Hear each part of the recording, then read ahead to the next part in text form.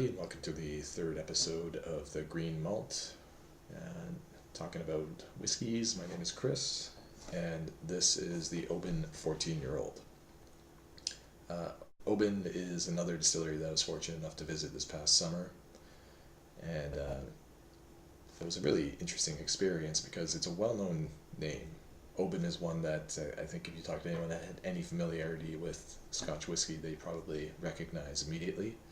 So you kind of expect a big, high-producing distiller, but you go see the town, and it's a very small seaside town on the west coast of the Highlands of Scotland, and I think there's only about 8,000 permanent residents there. It's a very pretty place. Even on the gray, sort of blustery day that we visited it, it was very, very nice to see. But the distillery itself is located right in the heart of the town, and I mean, it's been there for 220 odd years at this point, so you can understand how the town would grow around it, but that means that its footprint is constrained. It's very small.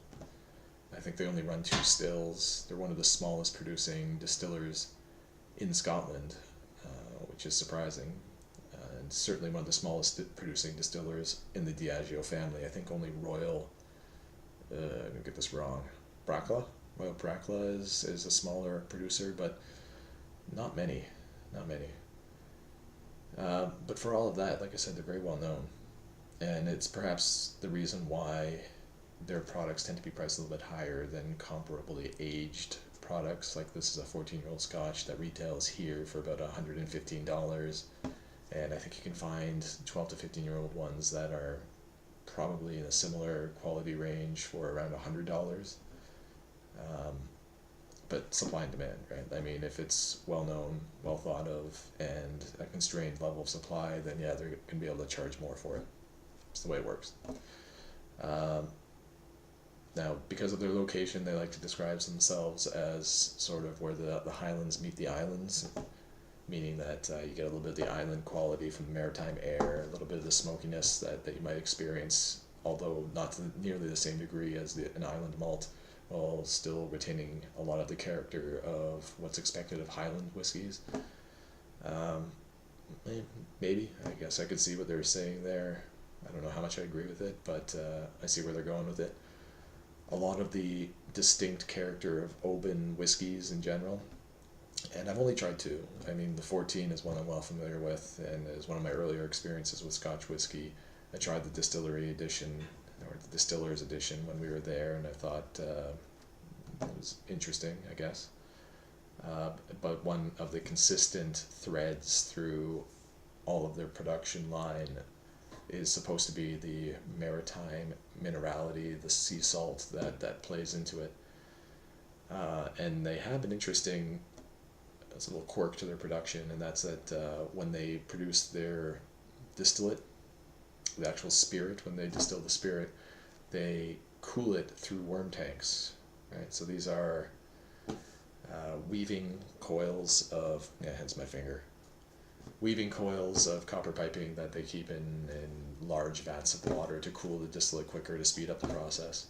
But they do it externally, so it's on the roofs of their production houses. And that means there's a lot of sea air that comes through, and I'm not entirely sure how that's supposed to penetrate the copper piping and give it the influence of the sea air, but it's what I was told. I would think that it would be more effective on any barrels that are aged locally, which admittedly is probably the minority now that they're a Diageo distiller. They do all of their aging at central warehouses, but they do store some locally, so those I could see, the sea salt air being part of the aging process, seeping through the wood and all that. It's a good story, right? Sea air affecting the cooling, blowing in. Sure, why not? I'll go with it. Anyway, the 14-year-old is definitely colored. It's Diageo. They're going to do it. And it's definitely chill filtered. Not the end of the world. This is a 43% whiskey. And it's one that I've already poured and had sitting in the glass for 10 or 15 minutes now. I added a touch of water, just a few drops, because it's not one that takes water very well, but it is one that I find helps a few drops do help to open it up a little bit, give it a bit more, especially on the nose. Taken just neat, I don't get a lot of tasting notes on the nose. Usually just the maltiness of it and a little bit of that salt and maybe some grassy notes, but the water I find tends to give it a little bit of extra fruity backbone, a little bit of floral influence. And having sat in the glass for, like I said, 10 to 15 minutes, it's definitely there now. You get a lot of citrusy notes, a lot of apple, like a green apple and fresh citrus backbone. Yeah, definitely the cereal notes, the maltiness is leading the way, but like I said, citrus,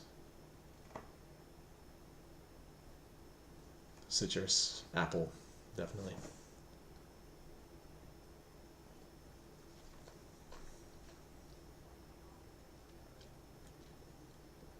This is not a malt I would ever describe as creamy, but it's got a certain weight to it, which is nice. I tend to be somebody that likes a little bit of like a heavier feel to a whiskey, maybe a little bit more of a viscous, oily quality. It's not for everybody, but it's something that I seem to enjoy.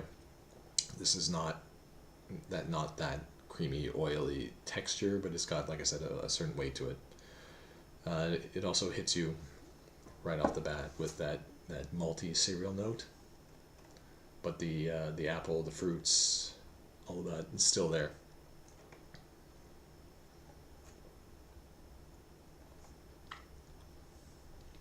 There's also something that brings to mind, like oh man, like a berried note.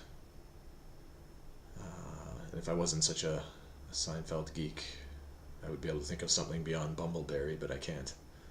It's probably wrong, but that's what it brings to mind.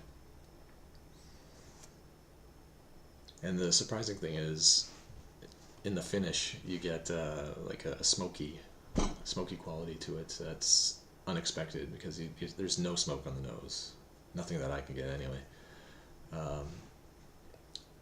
Like a cigar smoke finish, which is nice. I mean, I can see where they get this Highlands meet islands kind of saying if you're looking at the smokiness of the finish. But I think there's pure Highland malts that are way smokier. Makes for a good tagline, but I don't know if I buy it necessarily.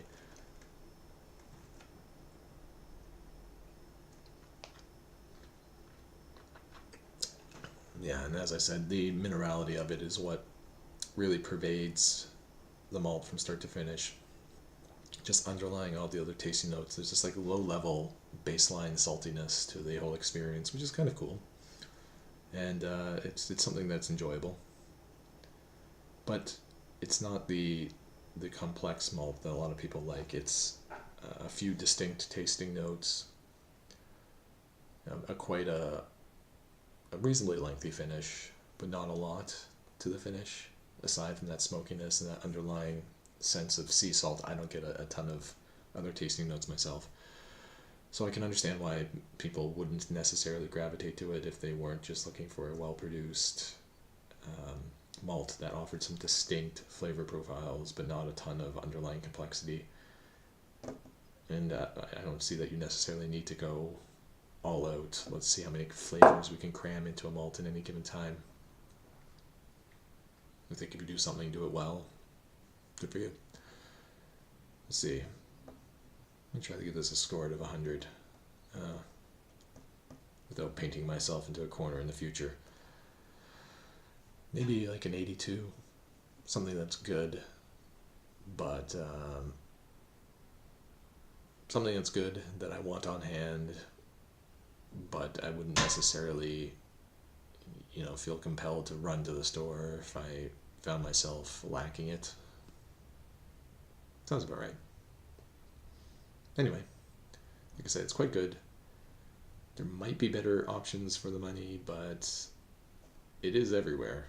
So if I'm going to stick to my criteria of availability and value for money, And approachability. I mean, that's not something I really touched on too terribly much, but it is an approachable one too, because there isn't a lot of smoke, and until the end with that touch of smoke on the finish. There's not a lot that's going to throw off somebody who's coming to whiskey new.